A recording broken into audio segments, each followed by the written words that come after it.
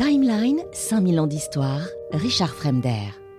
Donc soucieux d'en finir avec les procédures, les ministres parviennent à manipuler le président et lui faire consentir à ce que l'Assemblée nationale puisse élire l'intégralité de ses sénateurs sans son accord préalable.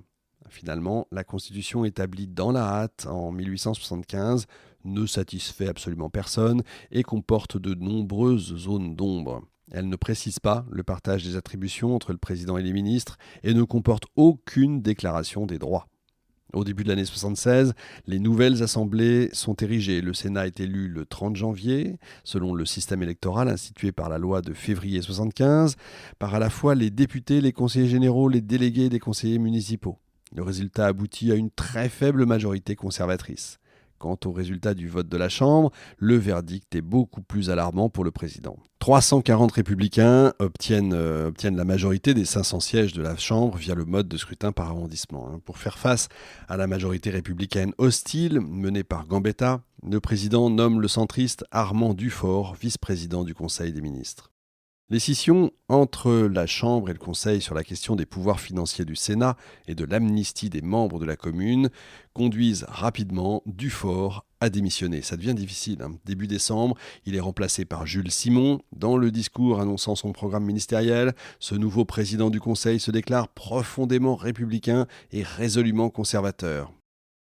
Pourtant, ses efforts pour réconcilier la droite et la gauche échouent misérablement lors des débats sur la question romaine et le cléricalisme d'État. Le 16 mai 1977, après avoir entendu les reproches du président sur son manque de fermeté, Jules Simon démissionne à son tour. Ce à quoi MacMahon aurait rétorqué « Je suis un homme de droite, nous ne pouvons plus marcher ensemble, j'aime mieux être renversé que de rester sous les ordres de M. Gambetta ». La même journée, MacMahon nomme Albert de Broglie président du Conseil.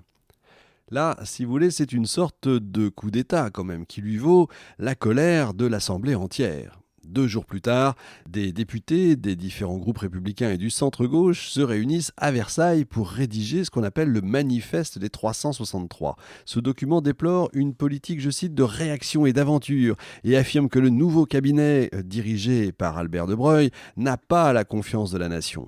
Il parvient donc à récolter les 363 signatures, soit la majorité de la Chambre, d'où son nom. Face à cette attaque, MacMahon riposte avec vigueur en militaire et il obtient, avec l'accord du Sénat, la dissolution de la Chambre. Avec l'appui du ministre de l'Intérieur, Oscar Bardi de Fortou, de Broglie mène une politique cette fois tenace. Son gouvernement est plus que jamais déterminé à mater l'opposition. Il révoque comme ça plus de 1300 maires et adjoints. Il dissout plus de 500 conseils municipaux. Il engage des centaines de poursuites pour délits de presse. Ce régime de répression, inédit évidemment, donne lieu au célèbre discours de Lille de Léon Gambetta, prononcé le 15 août 1977, qui se clôture sur ces termes, je cite: « Ne croyez pas que lorsque tant de millions de Français auront parlé, il y ait personne à quelque degré de l'échelle politique ou administrative qu'il soit placé qui puisse résister. Quand la France aura fait entendre sa voix souveraine, croyez-le bien, messieurs, il faudra se soumettre ou se démettre. Se soumettre ou se démettre, des termes qui sont évidemment restés célèbres, vous le savez, jusqu'à très récemment. Au cours de cette même période, le président part à la conquête de l'opinion publique. Il parcourt le pays comme le faisait Napoléon III sous le Second Empire. Ses visites remportent beaucoup de succès, mais les élections législatives du 14 octobre 1877 marquent le début de sa chute. Ce suffrage universel va donner la majorité aux républicains qui remportent 323 sièges. Les bonapartistes, quant à eux, obtiennent 104 sièges et deviennent le premier groupe parlementaire de l'opposition dans la nouvelle Chambre. Quant aux orléanistes, ils ne sont plus que 11 à siéger. L'espoir, si vous avez compris, l'espoir d'une restauration est définitivement enterré. C'est terminé. Plus jamais on en parlera. Comme l'ancien président Adolphe Thiers vient de mourir, l'espoir républicain se tourne donc vers Jules Grévy.